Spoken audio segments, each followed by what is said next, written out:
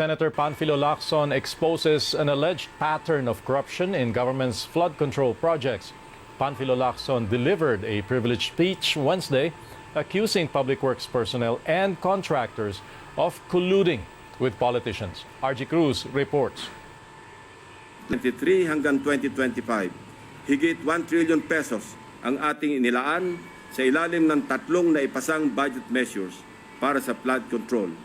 Halos 53% ng kabuuang pondo sa loob ng 15 taon. Lacson said rampant corruption has resulted in little funds left for projects, net of legitimate expenses. Lacson claimed DPWH insiders themselves set how much they should get, with politicians in control of the district also getting a cut. The Senate unraveled the supposed SOP, or standard operating procedure, of how flood control funds are divided and who gets them. 8 to 10% para sa mga opisyal ng DPWH. Swerte na daw kung pumayag ang district engineer na 6% lamang ang parte niya. May ekstrang 2 to 3% pa na parte ang district engineering office kung may sosobra sa contractor's profit. Ang tawag nila rito, reseta. Reseta dahil ang presyo na itinakda ng district engineering office ay nakasulat at napagdesisyonan na. Parang gamot, Mr. President, lulunukin na lang ng contractor.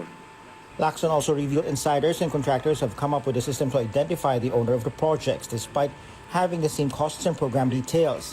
Ayon sa aming mga informants, sa loob ng DPWH at kinumpirma ng ilang contractors, coded na budget ito para mayroong pagkakakilanlan ang mga quote-unquote may-ari ng proyekto. Para sa mga nakakaunawa, ang ibig sabihin po ay akin yan. The senator cited one example in Bulacan where 28 different projects carry the same budget of 72 million pesos. He adds Bulacan is notorious for these kinds of irregularities based on their findings, and highlighted some problematic projects and even ghost contractors. Lula ng bangka, binagtas ng aking mga staff ang barangay Babatnin upang hanapin ang riverbank protective structure na pinondohan noong 2024. Ito ay nagkakahalaga ng 77 million pesos ulit na nakuha naman ng Darcy and Anna Builders. Base sa mga dokumento ng kumpanyang ito, ito ay isang negosyo na rehistrado sa ilalim ng sole proprietorship at may address sa Cardona, Rizal.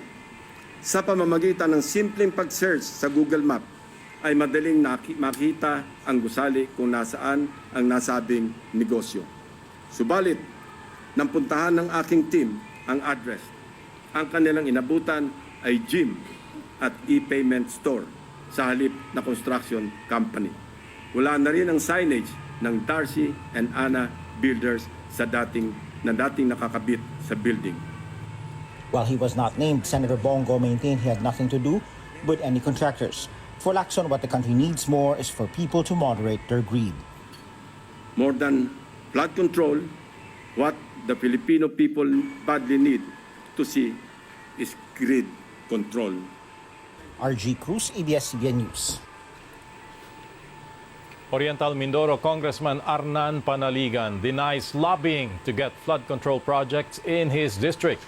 Panaligan was tagged in the privileged speech of Senator Lacson as one of the lawmakers who allegedly sought budget insertions for local flood control projects. Lacson noted how flooding still plagues Nauhan Town in Panaligan's district, despite having over half of Oriental Mindoro's flood control projects this year. Panaligan denies dealing with contractors and insists he has no role in identifying or even awarding flood control programs. Hindi ako nagpalista niyan. Wala tayong papel sa paglilista ng mga proyektong yan. Sabi ko nga, ang tunay na sistema dyan ay dumarating sa Kongreso ang NEP, nakalista na ang mga flood control projects na yan, kung saan lugar at kung anong amount. At ang implementor niyan ay walang iba kundi ang regional office ng DPWH. Wala rin papel ang congressman sa paggagawa ng program of works. Wala tayong kapasidad yan ang Kongreso. Yan ay exclusive authority, exclusive na teritoryo ng DPWH ang paggawa ng design, paggawa ng plano, pag-bid, pag-award ng kontrata at pagbabayad ng kontraktor. Oriental Mindoro 2nd District Representative Alfonso Umali also denies enriching himself from flood control projects. Umali was reacting to remarks by Oriental Mindoro Governor Humerlito Dolor that funding for these projects always passed through Congress. Umali claims the governor is diverting attention away from dredging projects which the congressman opposes. Binababa lang sa amin, region yan, from the region. Sila nagpaplano, sila naglalaan. So, yun na nga.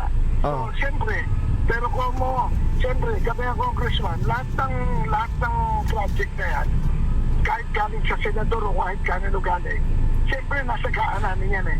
Siyempre, kami ang may hawak doon eh, talagang gano'n na palalabasin niya.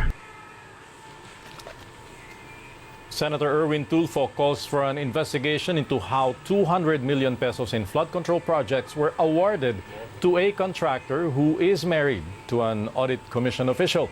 This report. Erwin Tulfo said after learning that the wife of Commission on Audit Commissioner Mario Lipana is a contractor who has been awarded with numerous contracts from the DPWH, including 2 flood control projects, even if the commissioner himself is not part of his wife's corporation. Ang COA kasi. Dingson said he has been meeting with President Marcos to discuss the administration's integrated